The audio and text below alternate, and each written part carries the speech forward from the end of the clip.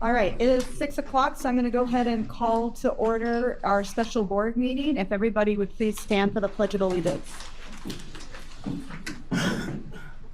I pledge allegiance to the flag of the United States of America and to the republic for which it stands, one nation, under God, indivisible, with liberty and justice for all.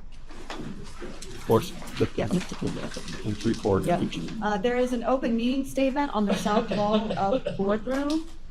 All board members are in attendance.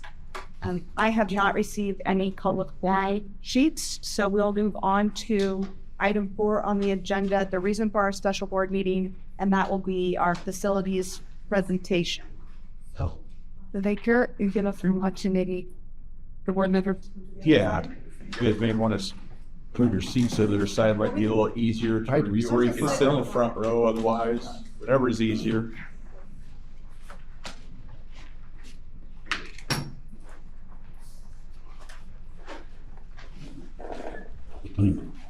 While they're finding a seat, first of all, I just want to thank everybody who did come to our community engagement meeting tonight. I'm going to start out a little bit by backing up just a little bit so you understand how we got to this point tonight, and then I'll go over the PowerPoint presentation. If you got here late, we do have a few copies of the PowerPoint presentation. You're welcome to pick one up or take one with you when you leave, either way. You need one, Catherine? Sit up. There you go. And so, there you go. Just so you think about snakes on please. A year ago, January, we embarked on a new strategic plan, and when the results of that came out in rough draft form in March, there was kind of 3 areas that the community and our stakeholders identified as facility needs in the district. One was parking, and if you've been here to any big event, you understand that parking is a premium. A bigger family consumer science room, and we needed more gym space. Those were kind of the 3 areas identified. And then internally, we had also talked about potentially moving the preschool closer to the elementary school.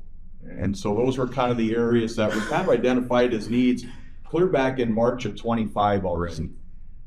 We then had conversations as a board throughout the summer, and then in August and September, we shared the results of that strategic plan, both at a board meeting in which it was formally approved by the school board, and then also on social media, and then we also put it in the banner press. And so hopefully you saw back in August and September the results of that strategic plan. So this wasn't something that just kind of came about in the last couple months. The process actually started over a year ago. At the same time then, we talked about the HVAC needs that we have in all of our buildings. We've got a lot of outdated equipment, so we had a company come in and do an energy audit in terms of our HVAC system and our lighting. And so as a result of that, we decided in December to replace our HVAC equipment at Bellwood Elementary. And so to this point, the only project that's been approved by the school board is updating the HVAC and the lighting at Bellwood Elementary. Everything else at this point is up for conversation. So no decisions have been made other than that. And that one is well in the works. In January, we had our annual board admin retreat. And the long-range facility plan obviously came up as a topic of conversation. It was at that time we decided that we needed to have some more conversations, and when the time was right, have a community engagement meeting. And so if you were here at our February board meeting, we talked about kind of the history of facility projects since we built the 1916 high school, and how we've had 12 building projects, including that one. 2 of them have went to a vote of the people. The other 10 we've done through financial planning through the building fund, and went through all of that information in quite detail.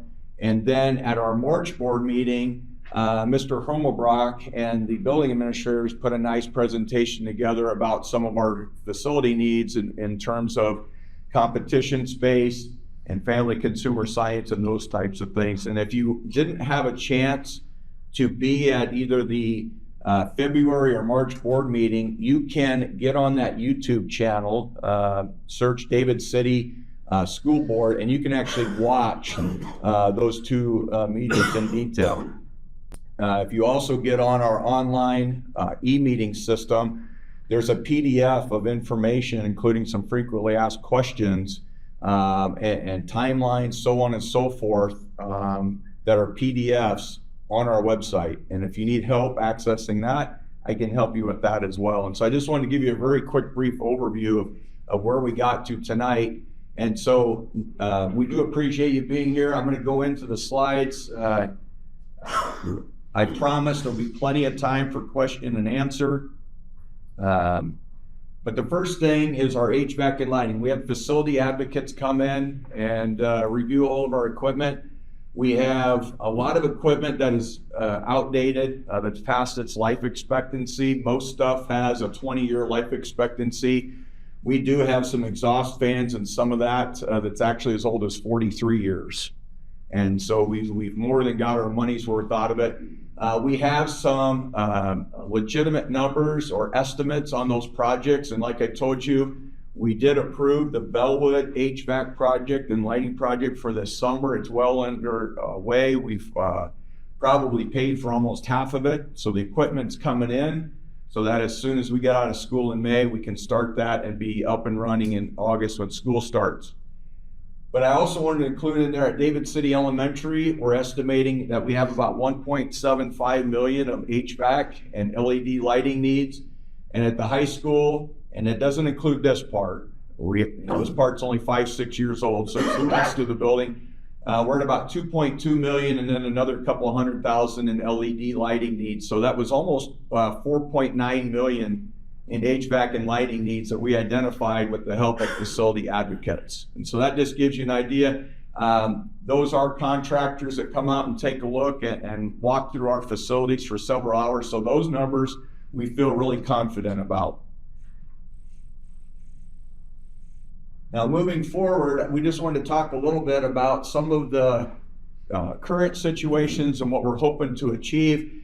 And I'll start with the Family Consumer Science Room. Right now, if you had a chance to walk through the 1916 building, we have a Family Consumer Science kitchen, which is separate from the classroom, which is separate from the sewing area, which is separate from where the washer and dryer is. So you have one teacher and you've got 4 areas to supervise.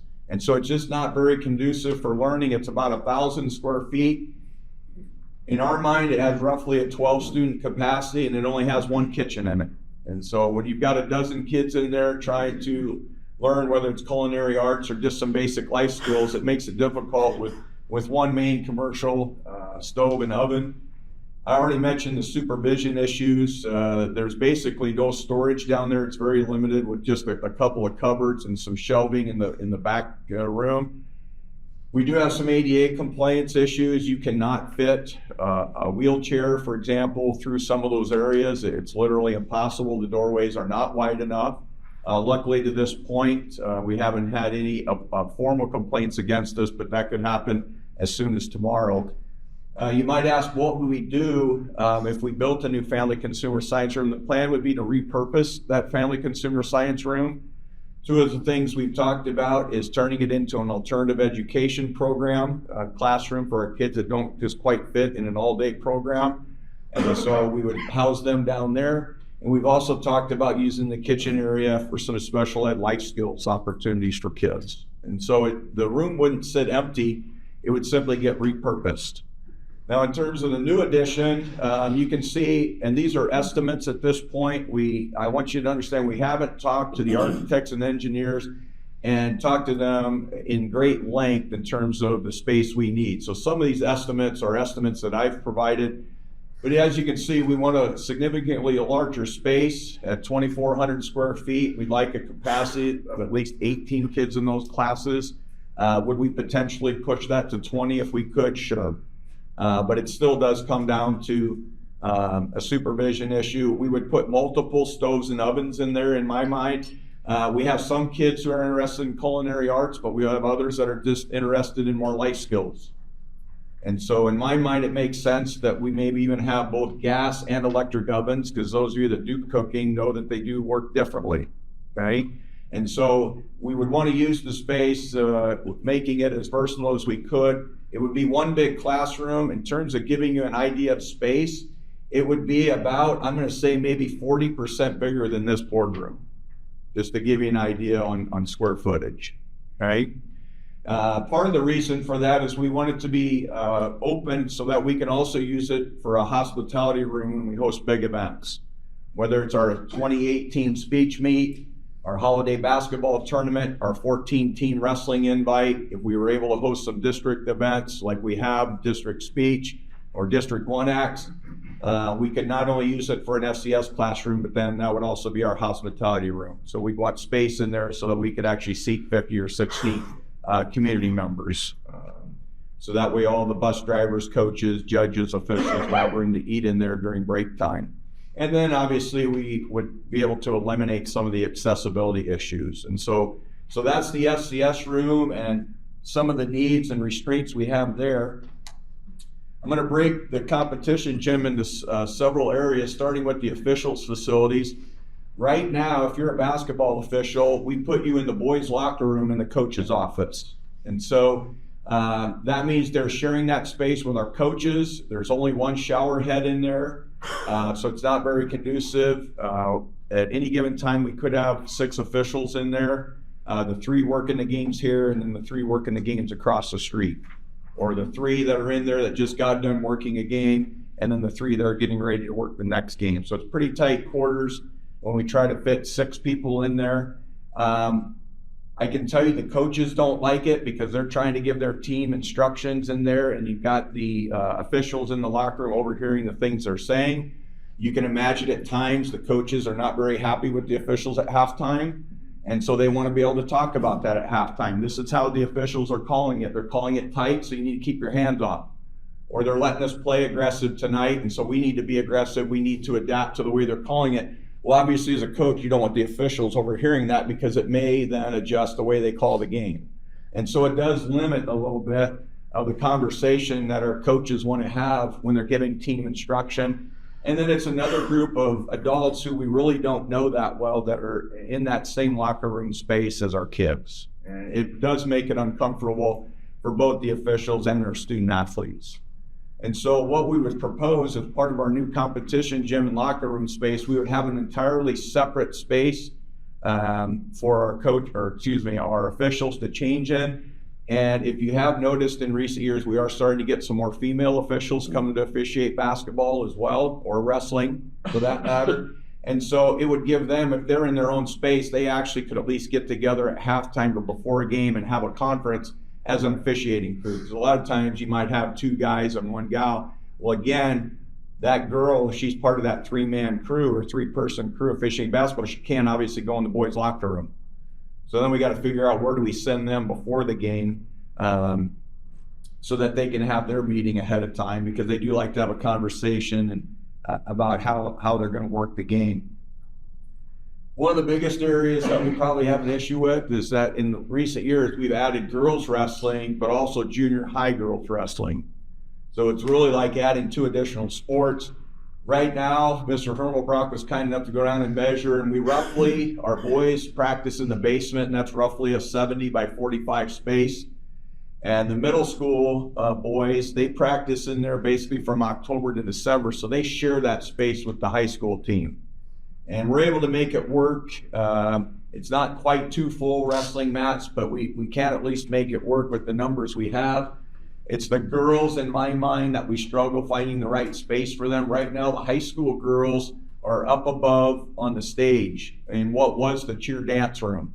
And then our middle school girls, because they are practicing in January and February, there's not room to put them up above the stage with the girls, and they're not going to practice down in the basement with the boys. And so we've actually had to come up with another mat, and we roll that mat out every day in the cafeteria over at elementary. The problem is we have brick walls and windows that aren't padded, and so it's not the safest or the most convenient, because that means we scramble getting that cafeteria cleaned after lunch, which is at 1:30. Hurry up and get it mopped and auto scrub, and they get the mats rolled out, and then we have to hurry up and get them rolled back up because we've got breakfast the next morning in that space. And so they just don't have a great space that's adequate. In terms of numbers, we actually now have similar numbers in our girls programs as we do the boys.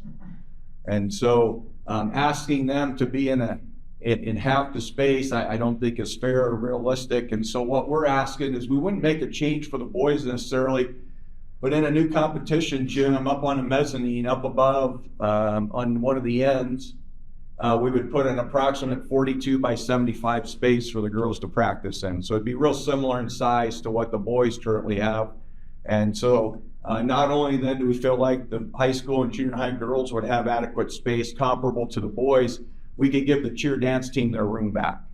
Until we added girls wrestling, the cheer dance team practiced up above the stage in that room, and they've got a set of mirrors that they use when they're practicing. And now we have to cover all those up with thick mats and padding, and so they lose that space during wrestling season. And they end up practicing at 6:30 in the morning in the gym, but they just don't have a space to call their own. With this new wrestling space, we could go back to giving cheer dance their own space. It would also still give us the ability to practice during home events, because right now we end up stealing some of the mats from the basement to bring up for a home wrestling meet, but then nobody can really practice anywhere. And so the additional space would allow either the boys or girls to still have a wrestling space if the other one was having a home event.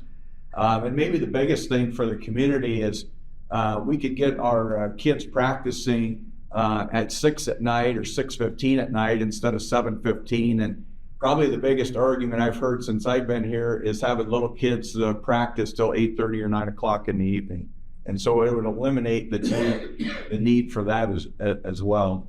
So that's kind of the wrestling need. Apologize, I'll move this down. Locker rooms, I don't know how many of you have had a chance to be in our locker rooms. But right now we've got 2 high school locker rooms, 2 middle school locker rooms. Those middle school locker rooms are meant for about 6 or 8 people, in all honesty, if they're big high school kids. And instead, when a visiting basketball team comes, we try to wedge 20 kids into those middle school locker rooms when their team shows. And so what happens a lot of days is that they need or want more space than that. So not only do they tie up one of our middle school locker rooms, we give them one of our classrooms as well, so that the coaches have a dry erase board and a place to talk to their teams in. But then that means those teams and those coaches now have access to everything that's in that teacher's classroom, unsupervised. And so it's just not real conducive. I can tell you teachers don't like it when their classrooms at night, the space gets invaded. They've got papers sitting on their desks that they need to grade. There's just a lot of confidential stuff in those rooms that can get lost or stolen or misplaced. And so it's just not real convenient. We end up making, a lot of times, our visiting boys and girls teams share a locker room space, and we get more and more requests now of teams that don't want to do that. Our middle school teams, that they lose access then. So if we have a home basketball game and after practice, they can't come and get their stuff out of there. Once those teams enter those locker rooms, everybody's forbidden to be in there until the end of the night. And so we do lose space. One of the things that's happened to us probably the most this year is coaches can't always access, or kids can't access the locker room. The example I'll give you is Sam Schlattman, our head girls basketball coach. Okay? If it's a game night and he wants to go in the locker room to meet with his team, whether it be at halftime or before the game to talk strategy, the issue we run into is the girls wrestlers are just getting done with practice. So if they're in there changing and showering, he can't go in there with his team. So then they have to find another place. Or we make the high school girls cut their practice short, the wrestlers cut practice short so they can get in there and get out before basketball game later that evening. And so one of those teams gets inconvenienced and shortchanged on the nights when we're trying to host home events. And so what we'd like to do as part of this new competition gym and space is add 2 more high school locker rooms. but we'd like to design them in such a way that there would be a dividing door so that we could actually turn one locker room into two smaller ones if we needed. And so we would just lock the door between them. So for example, if we bring Tri-County boys and girls up here, we could put their girls on one side, boys on the other, with a divider down the middle. But if it was a larger team, then obviously we'd give them both sides. So we get creative on how we design those locker rooms, or if we end up having multiple teams here, like for our holiday basketball tournament or our wrestling, we could put 1 or 2 teams in each of those locker rooms instead of 4 and 5.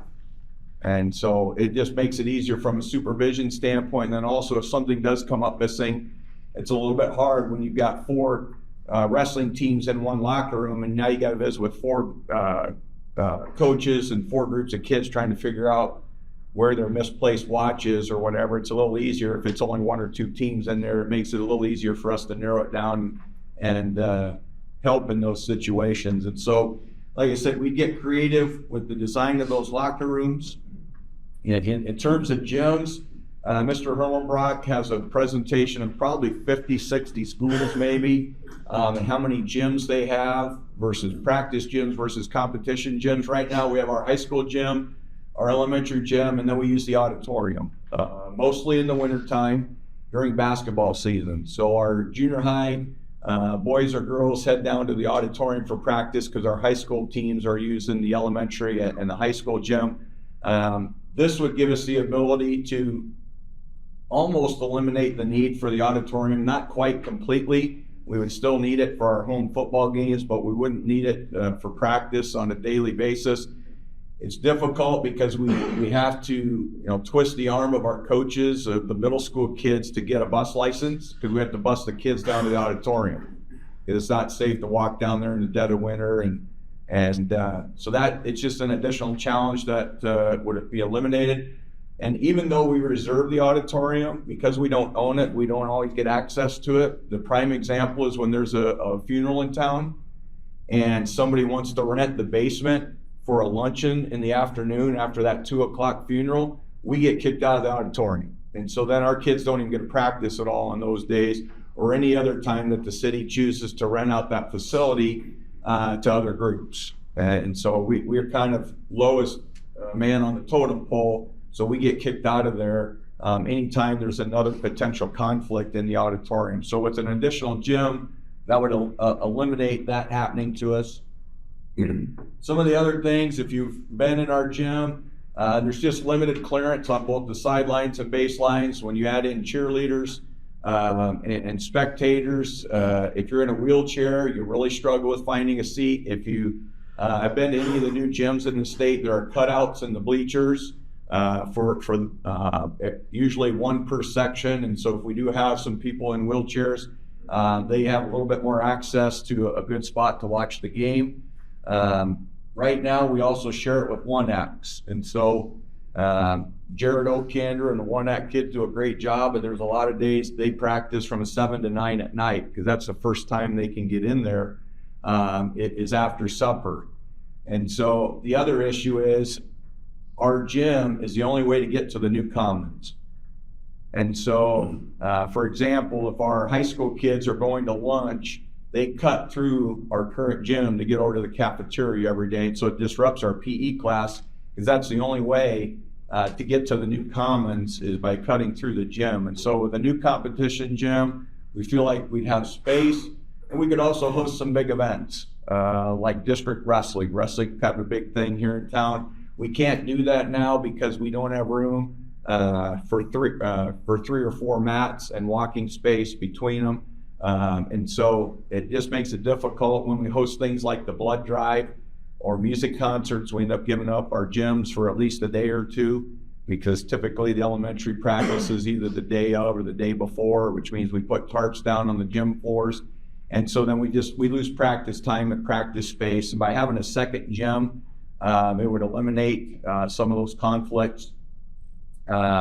We could also then host our JV and varsity basketball games in the same facility, which would reduce the number of ticket takers we needed. We wouldn't need to be cleaning 2 sets of bathrooms and 2 gyms. We could have everything here in the high school in one place.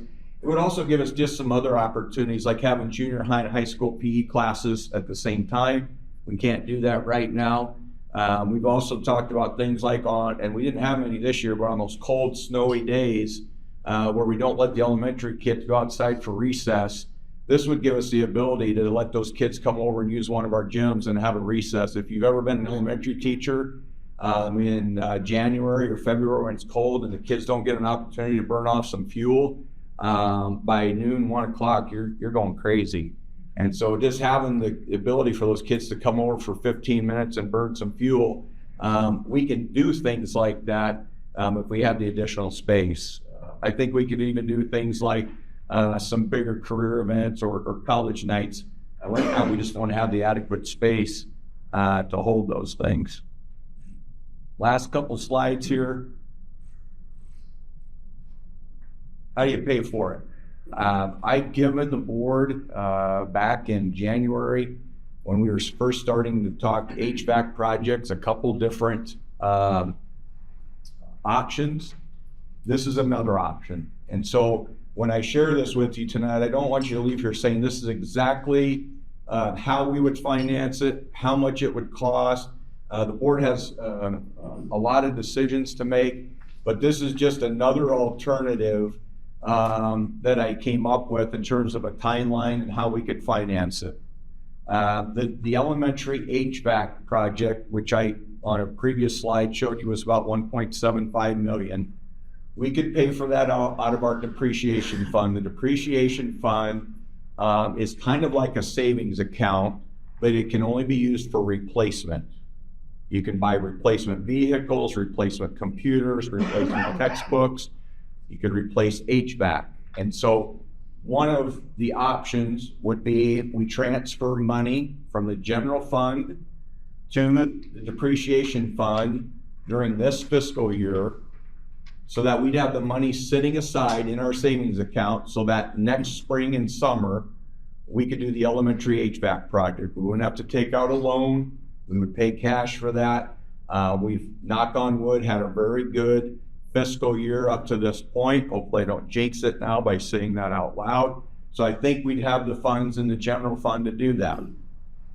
Now in terms of the high school, I really think it would be about a $16 million project. We know we're pretty confident in the $2.4 million for the HVAC. I haven't talked to the architects in probably a year in terms of an FCS room, but the last time we talked, we estimated 1.2. Could that be 1.3 million now? It very easily could be. With the tariffs and the war, you just don't know. Things fluctuate from day to day. And then the competition gym is the biggest one. I've estimated at 12.6, but some of that's would depend upon the size, the overall square footage. Okay. But I'm estimating that would be about a $16 million lease purchase through the special building fund. Just to give you an idea, this new addition that you're sitting in was a $8 million 7-year lease purchase project. And we just paid it off. We were supposed to make the last payment in June. But we actually made the last payment last month. So we actually paid it off 3-4 months early. And so we are debt free in the building fund at this point. And again, these are my rough estimates in terms of paying for it. I think we can do this project without any type of tax increase in the building fund. Right now, you can see that's a legitimate number. We levy just over 1.4 million into the building fund every year. It's about maybe 9 cents on the levy. Okay, that's before the county takes their 1%. Okay, so that's our tax request. We don't actually get that much because the county, for collecting the funds and distributing, gets their 1% off the top. So we actually get a little bit less than that. Again, I think it's a $16 million project. Again, it's a rough estimate. One option would be a 20-year lease purchase. And again, I'm going to guess that interest rate's at about 5.5%. Again, that fluctuates just like mortgages do from day to day. The markets dictate that. It could be roughly a $1.3 million annual payment. That's the same type of payment we were making on this current edition. Okay. Now, obviously, if it ends up being a $14 million project or we get an interest rate under 5%, that would change. With the new rules, for lack of a better term, in place, you can actually go up to a 25-year lease purchase. So if the board said, you know what, that makes it awfully lean in the building fund, it doesn't give us a lot of wiggle room in case there's another unanticipated project that comes up, or maybe we need to replace a roof sooner than we think, you know, maybe the board, if they decide to go forward with the project, does a 25-year lease purchase, okay, and extend the life of that loan or lease purchase a little longer, but it gives us a little bit room. The reason they may want to do that is that there are a couple other things that have kind of come to light as we've been having these conversations. One of them I mentioned earlier was moving the preschool building over behind the elementary. We've had some preliminary talks about, you know, do we move that one? Or I can tell you in my mind, maybe we leave the preschool where it is and rent that out as a daycare. You know, can we find a daycare provider who would love to rent it? And we build a new one behind the elementary gym at the elementary. And so that we can get the preschool moved over there. One of the other things that's come to light, we have more and more special ed behavioral needs at the elementary. Do we need a sensory room over there? Do we need another conference room for meetings? Do we need a couple timeout rooms for kids that just need some time to cool down? And so, you know, maybe we lengthen that to a 25-year lease purchase so that it gives us the opportunity to do a couple of those other things in the next 3 to 5 years. You can see the board has a lot to weigh. And the board has a difficult decision. Do we do all of it? Do we do none of it? Do we do some of it? You know, speaking personally and professionally, do I think we definitely need to do the HVAC? Yes, because I'd prefer to work in a building that's heating and cooled. And I think most of our staff and students and community members would want that for their kids too. After that, the board has to decide what are the long-term goals of the district, what are the needs of the district, what financially makes sense when it comes to the family consumer science room, a new competition gym. They may decide to kick some of it down the road. They might say, you know what, we're going to do the HVAC now and we're going to push the FCS room down a year or two and we're going to move the gym down 3 or 4 years. They might decide to do it all at one time. Those are the difficult decisions and conversations they're going to have. The last thing I would say is that I did visit with Clark Anderson, who is our architect and engineering firm that we've used for all the projects over the years. And the board is probably going to need to make a decision somewhere in that June timeframe. If the goal is to approve a project in November, December, and break ground in March. If that's the timeline that the district and the school board is shooting for, that's about what we would need to do. The board would need to say, Superintendent Dinker, we want to do this, visit with the architects because they're going to have to come up with some designs and blueprints and then give contractors an opportunity to review it. And then maybe we approve it in November or December with the hope of breaking ground in December.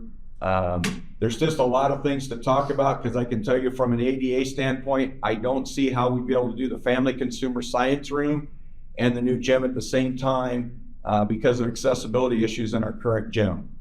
Just to give you an idea, the thought is the family consumer science room would go on the west side of the school on the northwest corner, just west of the weight room, just north of the shops. There's that grassy area. That's where the family consumer science room would go. The new competition gym would go directly east of the current competition gym. So they'd be side by side, separated by a north-south hallway. Well, we can't be building that competition gym and the FCS room at the same time because the fire marshal is not going to allow that. Because you got to have accessibility. If there's a fire in your school and in your main competition gym, people have to have multiple ways to get out. So my guess is he would request or require us to alternate. We do one of the projects, and then the following year, or as soon as that one's done, then you can start the other. You know, my guess is he's not going to let us start on both at the same time. I just don't see that happening. And so again, that has to be part of the conversation with the architects and engineers and the fire marshal, but we haven't done that yet because we felt like that would be a little bit premature. We felt like we needed to take these last 3 months of February, March, and April and let you guys see what we're proposing, what we're considering, and then give you guys as a community an opportunity to ask questions, make comments, because if we, like I said, if we are going to move forward with a project in the near future, we're going to have to start moving rather quickly. And so with that, I think my presentation is over. And I think if the board maybe wants to return to their seats, and we do truly want to give community members an opportunity to ask questions or provide some comments. We may or may not have the answer to your question, depending upon how difficult it is. We may have to do some homework or some research and get back to you. We would just ask that the conversation remain collegial and professional and courteous and respectful to one another. And with that, Board President, do you have anything else you want to add to that? Bill, I think that the way we'll do this, I think, if you have something like a question or something you'd like to say, raise your hand, and then I'll try to make sure that everybody who wants to speak has an opportunity to speak before we allow other, to double up. Like maybe a question comes to you after you've already asked a question. I just want to make sure that everybody is allowed an opportunity before I start recalling on people. But if you have multiple questions, that's okay. I just want to make sure everybody gets a fair shake at getting their questions answered. So with that, is there anybody who has something that, yes? Where would the middle school girls wrestling practice? Are they going to be with the high school girls, or are they? That would be the intention, yes.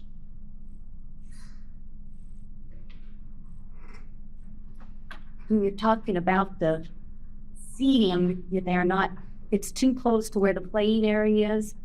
So would you take away some of that seating? Is that what you're thinking about doing, or are you just bringing that up? That's an issue. We have talked a little bit about it.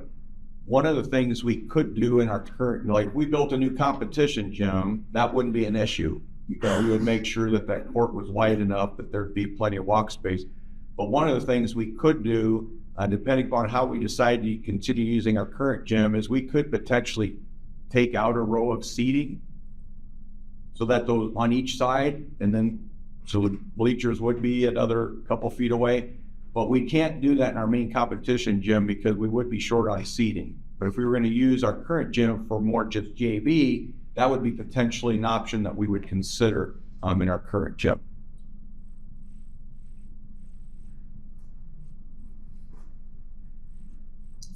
Are we looking at a new high school down the road? That's Depends. We have a 1916 building. We do put a fair amount of money into it. We continue to tuck point it and update things as we can, but it is a 1916 building. One of the things I shared with the board the last couple of months is if you do like a 20-year lease purchase, you're committing to the community to that 1916 building for another 20 years. That's the basic life expectancy of an HVAC project. And so if they're going to replace the HVAC in the 1916 building, then I think whether you're doing it intentionally or unintentionally, you're committing to this community and this district another 20 years in that 1916 building. At that point, I think you have to decide, how many millions do you want to put into the current building before it's throwing good money after that. And that will be a decision that I don't think will have to be made if we do go this route for 20 years. So that'll be another board and another superintendent's decision to make. But it is definitely something that's down on our radar and definitely keeping it in mind.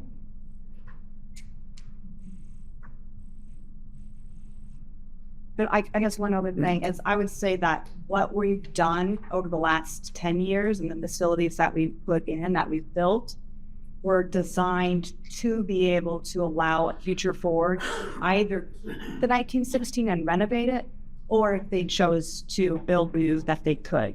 So we've tried to position things to where we're not locking in anybody into a specific decision in the future. So, Yes.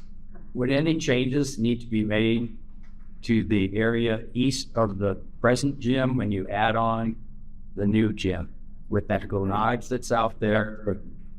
We think that 4-stall garage, if we would build a gym the size we would like, is going to be in the way by about 15 feet. And so we would have the conversation about, do we just add to the current foundation and just slide it over 15 feet? Or do we decide to move it completely somewhere else? And so, but part of that will be deciding on the design and the overall dimensions of that new competition account. And would there be space between that new addition hallway and the gym? You're looking out those windows, you're seeing brick wall? Or how's that gonna, you see what I mean? Yeah, I was going to say, I think that we have not been into the design stage yet. But the one thing I did tell the architects a year ago is that if we do decide to build either, whether it's a new practice gym or competition gym, we need to put it and design it in such a way that we still have room so that a future board could decide to build 20 new classrooms to the east, or continue upgrading the 20 classrooms in the 1960 building. So we don't want to tie the hand of the future board with whatever design we come up with.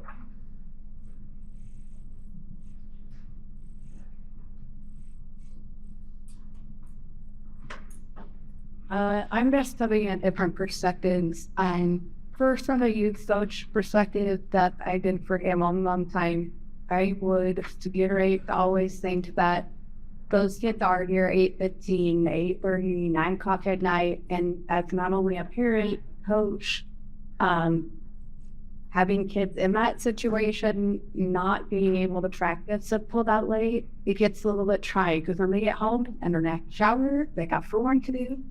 I'll speak on behalf of the often walking because I am coach staff and they're coming 30 minutes out of the way, so they still have to travel 30 minutes after they practices are over. So that's difficult. Also with our numbers, we have often had to run 2 sessions, and so that family again has multiple kids at different levels. So then those kids are saying that full time run the early practice all the way to late practice. So I feel like that having more space, that's definitely been a challenge, but I hope we could consider and look at. It's also been, when I talk to families, tough to make those choices, whether you're after whatever students can participate, because it's too late. Let's see. Coming from a middle school and high school volleyball coach, I think what's awesome is our programs continue to grow and we have a lot of students in them. So when I coached middle school a couple of years ago, and then high school, we had at one point close to 40 participants. So if you can imagine 40, you can other gym across the street at the elementary. It was very trying to try to keep everybody engaged and keep everybody safe because you only got so many people in the courts and trying to run in drones. So whether we were practicing in the elementary room or the high school game, we could consistently struggle with having enough room. Then with numbers that high, it becomes difficult because it becomes overcrowded, and at times are an extremely tight fit. Both Daniel and I have to try to look at many drills to try to make them effective to keep as many people moving at the same time so that you don't lose their interest. And then also they're not getting as many repetitions because there is just not enough room. They're subtle considering that. Like the development, the safety, and the overall experience for athletes, and when athletes are standing and waiting for trends to happen to be able to practice time. An additional space would help us run more efficient practices, break any sliders, increase our repetitions, which truly meet the needs of our athletes and continue to grow our program and maintain the quality of our program. On the dance mom side of it, speaking for my daughter, who involved in a lot of activities, something that 6:15 to be ready for practice at 6:30 and practicing up in the wrestling room. The dancers are practicing on wrestling hats, so they have to take their shoes off, so they're not really in the gear that's actually performing. I've been up there because she likes to do extra practice and taking and removing those hard, where the mats are embedded on the hard boards. It takes like 2 or 3 people, especially short people like us or girl people, to try to get them off. And it takes a lot of time to get them on the wall so that they can see what they're doing. And then you're putting them back on the wall. So I can't imagine the time that your coaches have to come in even earlier, or it's a waste of their actual practice time to have to move those on and on. So that's a little thing. Another thing, because I also have a wrestler, is that when they are practicing in the wrestling rooms, the mats don't get cleaned for the next day to access, and then the dancers are coming in the morning at 6:30. So at one point, I thought my dancer had free one, and so Sherry mats too. It's gross, and it's not even comfy. And it's not anybody's problem. It's just like that's how it works out, because we're all trying to share the same space at the same time. So considering that, having a safe, clean, and appropriate space for both the wrestlers and the dancers. And then being a wrestling mom and wife for my middle school wrestler, having to go to practice every single day and roll the mats out and come out, doing all the feelings to get that, and so everything's ready for the lunch or breakfast and lunch in the morning. That's actually something like Dr. Baker said, there's nothing on the walls, nothing on the windows, and we gratefully have a lot of kind of first star resting them, which is awesome. But also the people in there make practice, it's a little scary when you have that many people and it's not really a safe environment. The other thing, we have probably me being a teacher and a coach here, and us not really having to be in that building, but situations like our locker room for the middle school wrestling is over here, so we're supposed to be over here to let them in up here, but also supposed to be over there. So you got kids that are all over the place, and you're trying to monitor these faces. That seemed like a safety issue, and one situation, like in Knox photography housing, that's another thing. So they got pictures, you got people in the out changing, and then you got people that are walking over the practice, and you got a volunteer who's not always able to be yet, and that's, on site, and then you'll have a coach somebody from Melwood. You're the only person that you're supposed to be in 3 different places, and so having everything kind of in a central location to help that cause. Because I know when he got home that night, it was like, this will be what I've had to, and he was like, this nervous about the whole situation. And so having everything in one place, and I suggested moving them to the high school locker room to change so that at least they were closer to where they were having their pictures done, but then at the same time, there was a game that night, a basketball game, so then they got kicked out of there, and then they had nowhere to be, so then they were in a new commons in those backgrounds, and then you got spectators coming close, and so it was a hot mess. And so just considering that kind of stressful, concerning, and just something that we're stretched thin and you're responsible for your children, our children, that would be another reason why I feel like a competition gym or extra space would be valuable. And then the last thing, we recently had our National Honor Society induction, and what's awesome is that our parents and our students come together at the end of the night and clean and make sure that it's all my hands and stuff and all back in place and everything's washed. But if you ask these two, we can only put so many people in the kitchen to wash dishes and to put foods away, and it was like half nuts, and I just had to send it get home. So they were willing to help, but they were no longer good. There was nowhere to put the stuff. And so I definitely think that's all. So coming from a lot of different perspectives, I just hope that we consider all of those kinds of things. And then the last thing with the locker room, I have 2 daughters of 2 different sizes and body issue and self-esteem and for real heal. And if you go in there and you have to shower, you're showering in front of everyone. And so that's difficult. So I hope that if we do decide to build on, we could have a locker room that would have some dividers or some way to have some privacy. Not everybody is confident enough to walk around. And so sometimes you got bus or see a bus off there, your volleyball players. He ever after start showering because it's how they expect on this rank. It's one of those two. I also he did. You know, this So I just want to speak on like special education, the junior high coach three. For special education, we a lot of times get a question from parents, like we have to do what's called transition, just making sure students are ready for life after high school. Like we are required by law to do that type of stuff. And one of the major things like parents come towards us with is, well, Donnie and Sue, they don't really know how to cook. So we always are trying to push this into like Mr. Martinez and Flash. But when we have that cap on how many can be in there, it's always kind of difficult to get them into those. And a lot of times these students, like, they really need that extra time just in the kitchen, maybe a little bit more hands-on even.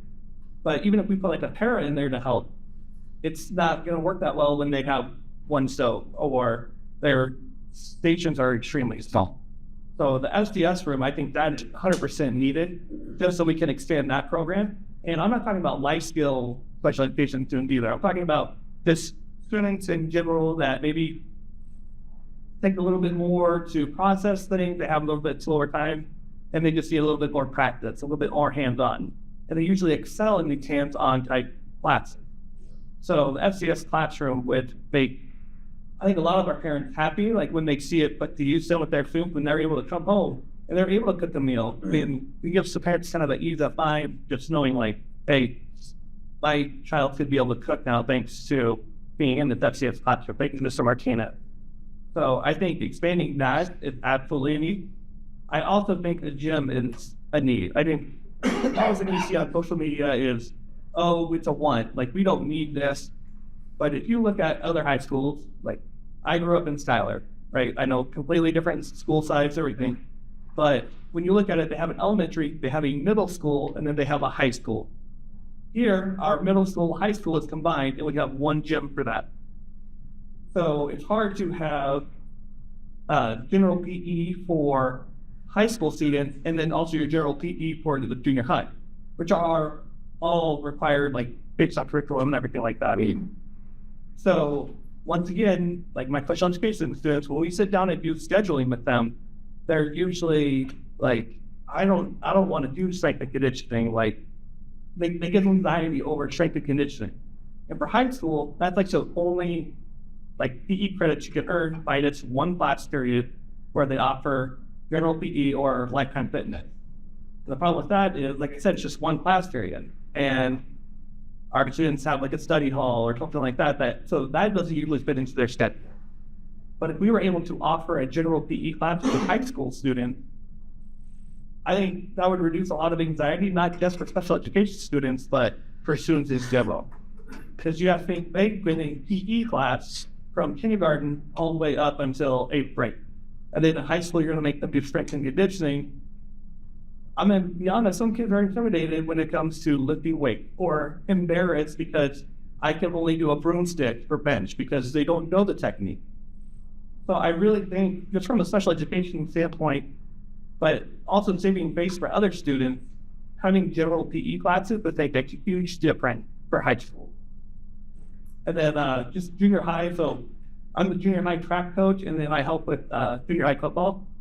We recently switched our practice to the high school football field, which has been amazing just because that field looks better maintained. But that means that we had 25 or 27 kids at one point trying to change into football gear in that small locker room over there. If you guys went on the tour today and you saw that, you could see how big of a disaster that would be. Then you have kids, since they're practically on top of each other, taking other people's gear home.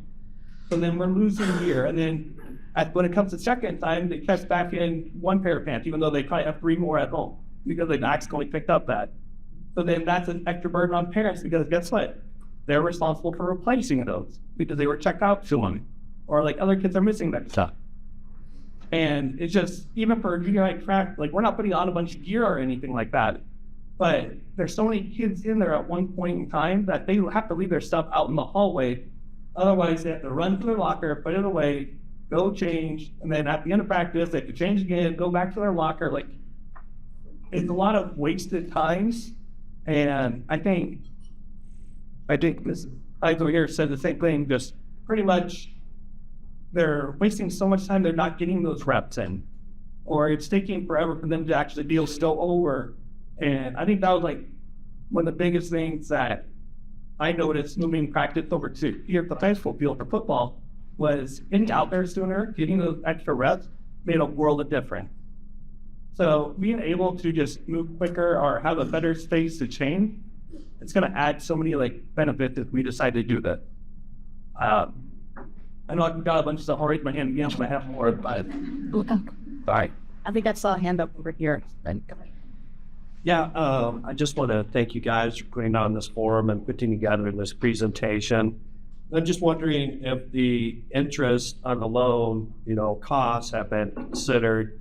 I mean, we're talking about a $16 million project over 25 years at 5.5% interest. So for the total life of that loan, that's going to be $10.58 million worth of interest. So the project isn't just merely going to be $16 million, it's going to end up being $26.58 million. So I'm not, trying to say one way or the other, but I am putting out there for your consideration that there is more of a cost than just, the $16 million cost. There's going to be an additional $10.5 billion in interest should you decide to undertake this.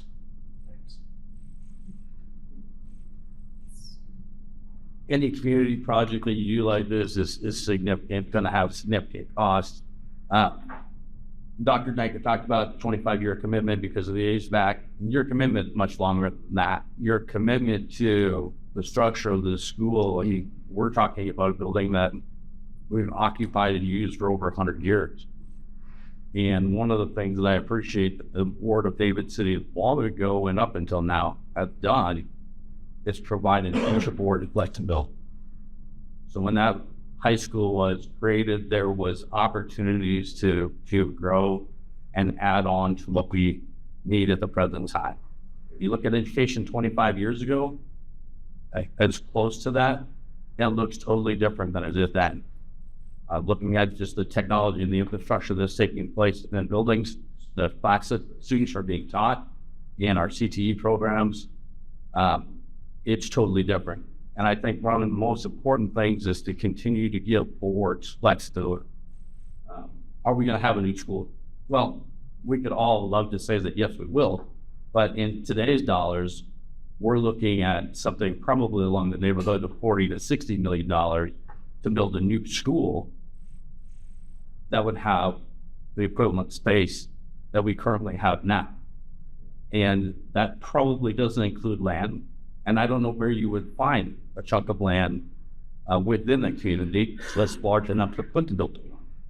So, in my opinion, I think that looking at these things, how you have in chunks and pieces that we can add to meet the needs that we currently have and move forward. And at some point in time, we're probably going to disappoint some people, but that building may have to come down. Like, I don't know how long a building can stand, even with adequate upkeep and things like that. There's going to come a point in time that it's probably not going to reach a 200-year-old building that's still in use. Maybe it will, but that's a long way down the road. And we need to be able to keep the opportunity for this school to serve the needs of this community, adding on what we need to, or updating pieces that we need to along the way. And I think this board or future boards deserve that options to make the decisions that best fit the community at that time.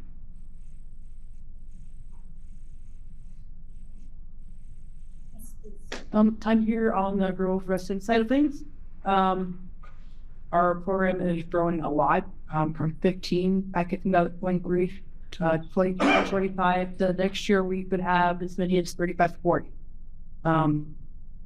This powers the third wrestling room, and it's not keeping up with our growth in wrestling. We're trying to fit a large and expanding team into a space that was never designed to fit that many girls. Hearing overcrowded, making it difficult for wrestlers to practice safely and effectively, constantly bumping into each other, can't get into the walls, landing on top of each other constantly. They shut up within space of the creatures of inner rights of enduring and perfection. Wrestlers don't get corrected and they need as the development of the suburbs.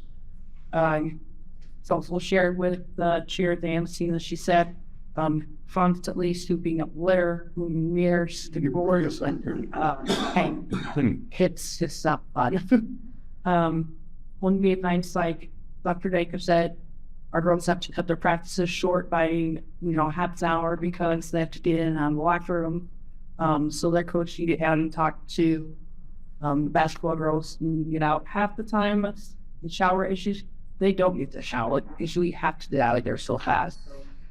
It's something they get into the middle school wrestler. She does the same thing. Locker rooms are basically overcrowded. They don't like to shower in them either. So again, you're messing up hygiene and work things up to privacy and just the well-being. So, fine. To have good for us.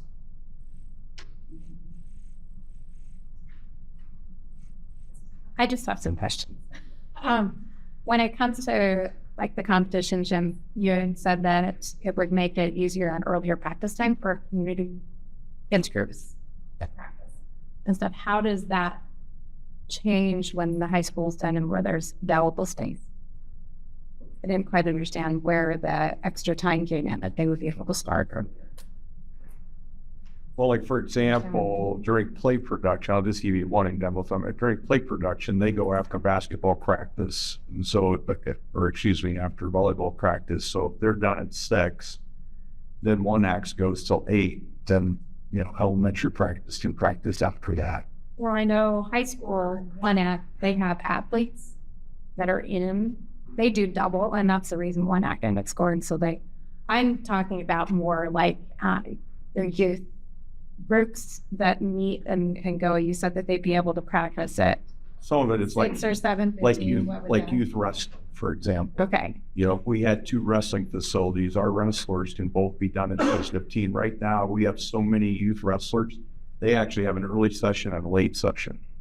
If we have a competition gym that has 2 wrestling spaces, that would be an example of time where we could have both groups practicing at the same time to get done. And I would say too, with the same situation for volleyball, where we would have 2 gyms so that our middle school or our high school would be able to practice over at the high school, and then the elementary gym would be open out because they could practice. So and that's same with basketball. Youth could almost go right after school. So they could be actually using that versus the high school. yeah, It's just a whole nother space or time. For but they're related to the gym stuff. Are the plans for wrestling, girls wrestling, are they planning to stay co-oping since their numbers are getting so big, or what do that numbers actually look like in comparison? Too early to make that decision, because we want to make sure that if we decide to end the co-op, that it's sustainable long term. We don't want to say, well, we don't need it because we have a large number, and then a year later it goes back, and because we don't want to oscillate back and forth. I think the goal eventually is to have our own wrestling team. I think that's every school's hope and dream, is to have their own wrestling team, but I think it's too early to tell. But if it continues the way it's going, I think that will be a consideration now. Why aren't they cleaning the mats after the girls practice? They do after the boys. Typically, they're clean the next day. They're clean. They normally clean it the next day. A lot of times the mats get cleaned during access before wrestling practice, and so up on that cheer dance room, they'll practice after school, and then they don't come and clean those mats a lot of times until access the next day. But if cheer dance has a 6 o'clock practice, that doesn't happen. I just wondered why they didn't, clean them right after that. No, I know that, but I'm saying right after practice is done, doing it then versus the other. since they haven't used. Sometimes it's a staffing issue. Like at night, we have one custodian here in the entire district. Because I used to have the rest of them Rest where age and student. They clean. was taken of clinical age. I think we just get that different. Yeah, and those, typically the age don't, typically the age would do it the next day during their playing period or during their study plan. But a lot of times they get them before the things.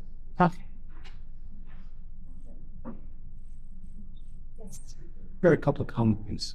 One is, in the last 5 years, construction, 36%. So deciding to be out there now, versus sticking with this loan, would have, that would be something that or kind of should be evaluation, right? Which from your sentences has continued it. Which is the best decision. And the second decision, the second comment I'll make is, when I was in high school, the standard June was we used young for that past. Wrestling was up on the stage, and so it actually, it's a geometry over here. And at that time, that team was considered pretty decent size, And so I would, if you're going to fill the UGM, I would urge you guys to consider don't cut vertical in size. Like them to facilities such as a neon thread that they're able to host a very large AAS environment where they still use with gyms. The Centennial Auditorium here at Habitat. And you talk to St. Paul, you talk to these military affecting to our schools, and if you ask them, what is the insurance people that listen? No. Because people can get in out.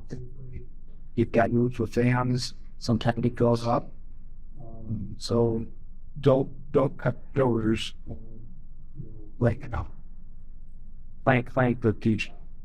There's one comment I would make on the rising construction costs, just to give people an idea. This new addition was $7.5 million. So, 6.5 years ago, I had the architects and engineers come through, and they said to build this same project now would be $12.5 million.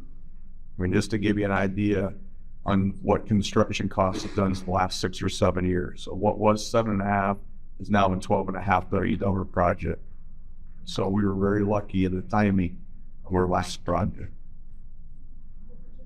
Yeah. I'm Cole Martinez, the family and phonics teacher at the high school right now, middle and high school. And just some things that I wanted to add. I'm really grateful that the board is even considering this project. It was part of the 5-year strategic plan that as we were going through that meeting, recognizing some of the facility needs, updating some of the higher technical education department facilities, just because not only has FCS, but ag and STS have been exploding in the past few years in student numbers. To kind of give you an example, before I got here, we had culinary arts classes that weren't even making to happen. And then in the past few years, for example, 26-27 school year, we got halfway through the senior class and culinary arts was full. And we added another section of culinary arts for the fall that filled immediately after that. Foods and nutrition has also been blowing up. Every single period of that class last semester and this semester were completely filled. And there are also new sections being added on for that course as well. So really the issue is we're trying to provide these classes and the opportunities for students, and we're just running out of space, especially in FCS. I can hold so many kids in the classroom, and especially in the kitchen, it becomes a safety issue. Culinary arts, we cap it out at 12 students, and having 12 kids in there all trying to cook at the same time and be safe about it, it's usually not very, it's really hard. And with foods and nutrition, we cap that class out at about 16. And with those 16 kids, that's taking one lab and splitting it into 2 days. So a lab that in a larger kitchen could take us 1 day is a Monday, Tuesday lab. And if you've been in the FCS room, you know that it's one classroom and one kitchen split in the middle by a wall. And I am one guy, so those days I have kids that are working on alternative assignments in the classroom and kids in the kitchen, and I try my best to watch both places, but I can't be two places at once. So that is kind of the issue that we're running into there, as well as supervision and making sure that everyone is staying safe while those split labs are happening. And with a larger FCS facility, that's all one room. It gives me the chance to watch both places at one time. We also are hoping that as we continue to develop the culinary arts program, that we can expand student opportunities. For example, in the past year, we've added on a school-based enterprise, and the culinary arts program runs a coffee shop on Fridays, offered to teachers. And that is great. The students love it. It draws a lot of kids into the culinary program. But even with that, we're running out of space for them to work. Last year, I was able to secure a Perkins grant for a piece of equipment that was almost $7,000 that we didn't have to pay for, but I can't fit it in my room because it won't go through the door. So it right now is housed in a hallway because there's just nowhere else for it to go. So really, just like every teacher in this district, I do what I do because we want to provide as many opportunities as we possibly can to students. And right now, with the current FCS facilities, we are limiting student opportunities and the number of kids that can partake in those opportunities. We kind of ran the numbers as we've been going through, and we are expecting that in the next, I think, 3 to 4 years, that almost every single student in the school would have taken food and nutrition, which is crazy for an elective, and I'm glad they do, so that way when they are out of your house, they can feed themselves. But we don't want to see kids that are getting turned away from those courses because they're out of space. Currently, kind of the last thing I'll say here is I have a lot of kids that come to me and say, Mr. Martinez, I really want to take culinary arts. Can I get in? And I have to tell them, like, no, I would love to have you in culinary arts. You're a great kid in food and nutrition. You do really well. I think you do really well in that class. But it's already fellow, because the priority goes to the juniors and seniors just out of scheduling necessity with the class sizes we have. So that is kind of the main reason the whole FCS decision, or FDS conversation, even came to light, was because we are just constricted in space.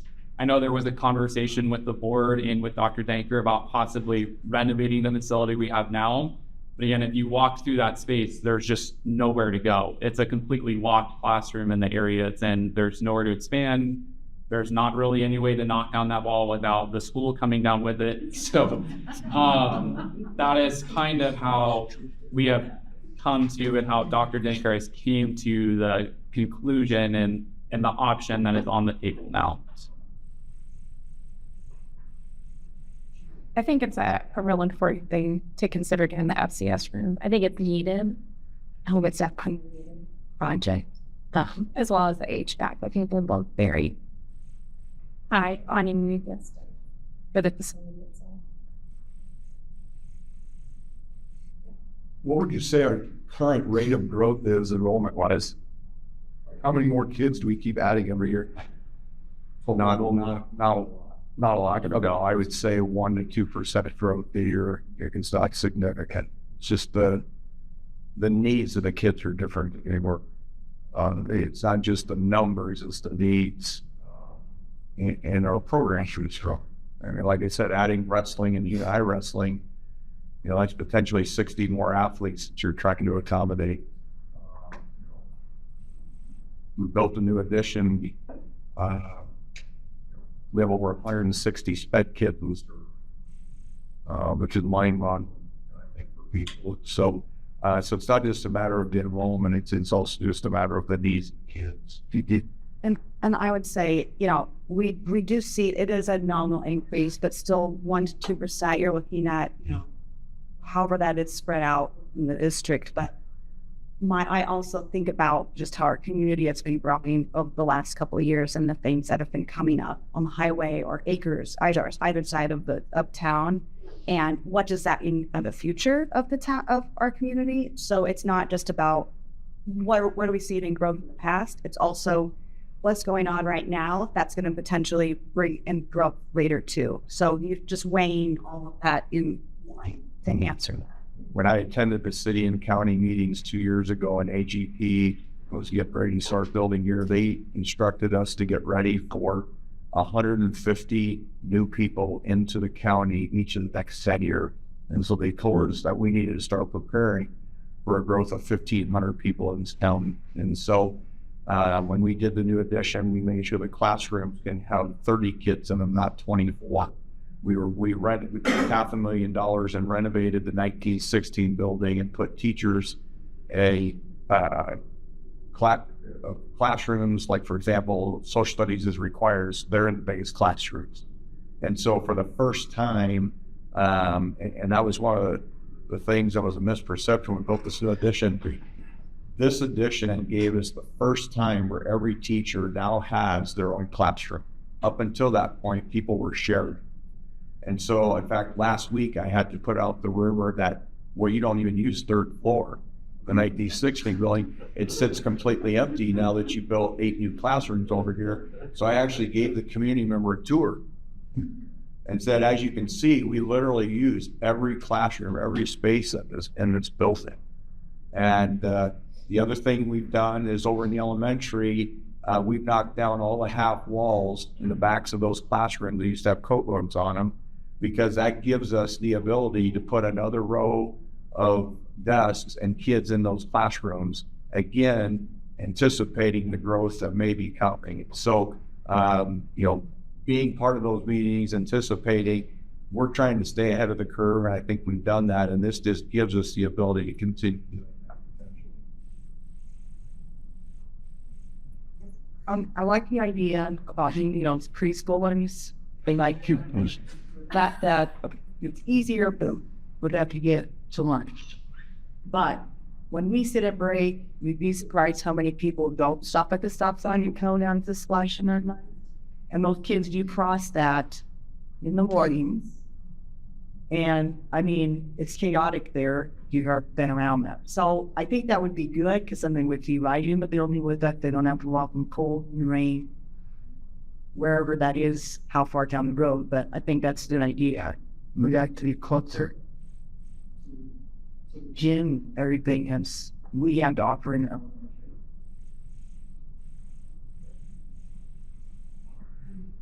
I think one thing that's also being kind of overlooked, or like I haven't heard at board meetings I've been to it, showing that you're willing to invest in the school.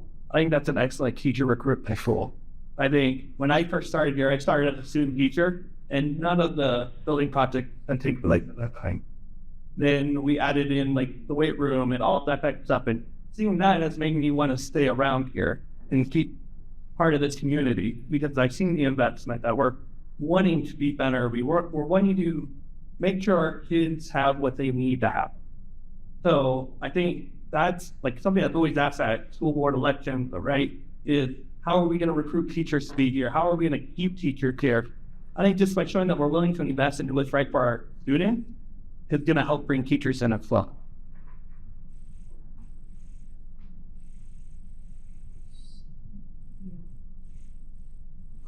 Awesome. First, thank you for the presentation.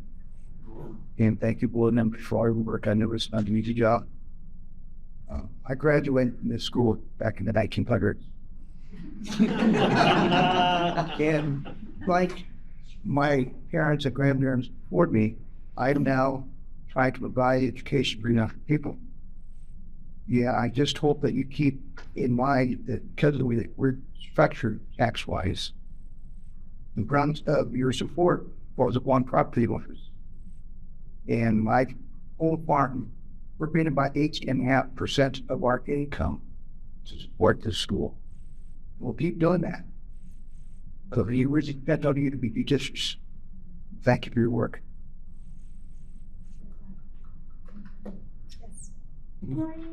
I was on a sword, and I didn't masters at different chairs and accents every day, and I speak that and obviously that's like a lot care, and just to put it out in that, so don't put on.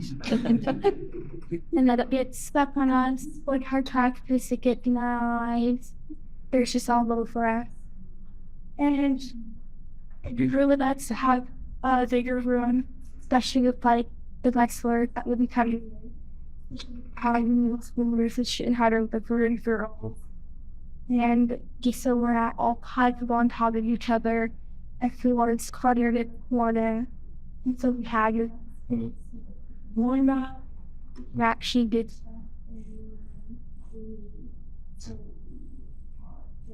stiff.